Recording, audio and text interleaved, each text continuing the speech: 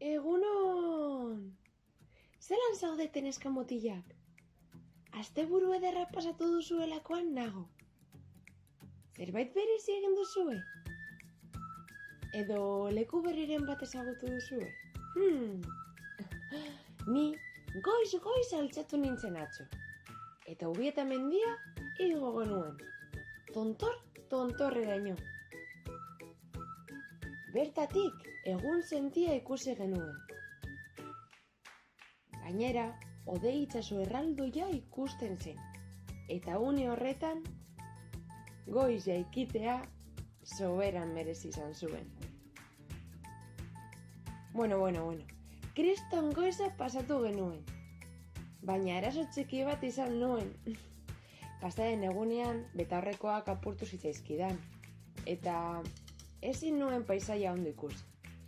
Ez da paisaia, ez da txoriak, ez da animalitxo txikiak lanean, ez da urrun zeuden animaliak ikusi ere. Zelako pena. Eskerrak gaur etxera heltzen direla betaurreko berriak. Irrikitan nago. Zuetariko nortzuk erabiltzen dituzue betaurrekoak hobeto ikusteko? Leo bareak betaurrekoak behar ditu ere bai. Hona hemen, Leoren ipuina.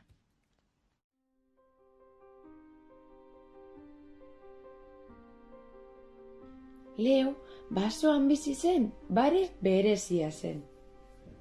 Topo egiten zuen bere aurrean zeuden gauza guztiekin.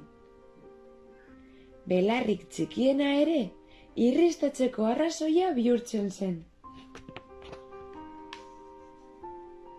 Goiz batean, bidezka batetik zijoala, soka bat ikusi zuen. Ene, trapezista bat bezala ibiliko naiz soka gainean, pentsatu zuen Leo. Baina, goregotzeko prest zegoela... Zapaldu egin nahi gaituzu? Oiukatu zioten hartxikiek haserre biziaz.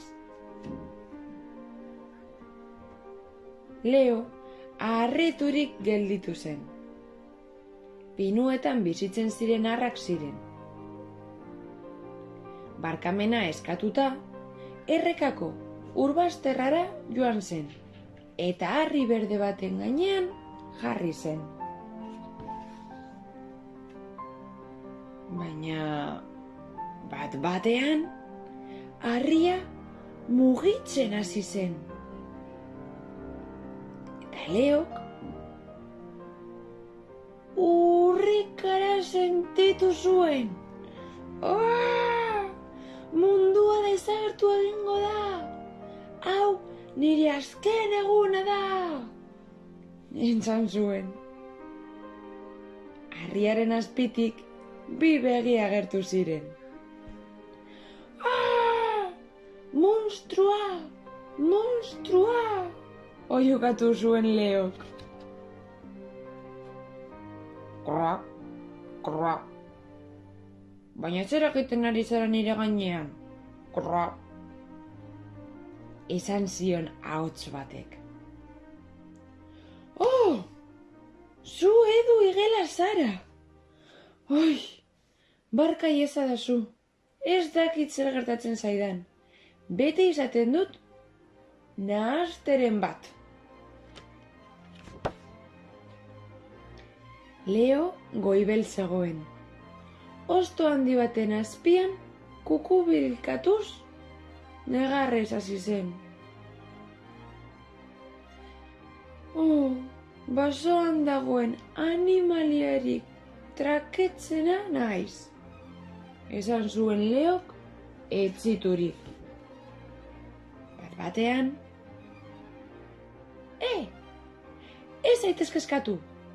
Zuk betaurrekoak behar dituzu. Esan zion zulo batetik agertu zen satorrak. Betaurrekoak? Eta non lor ditzaket? Galdetu zion Leok interesaturik.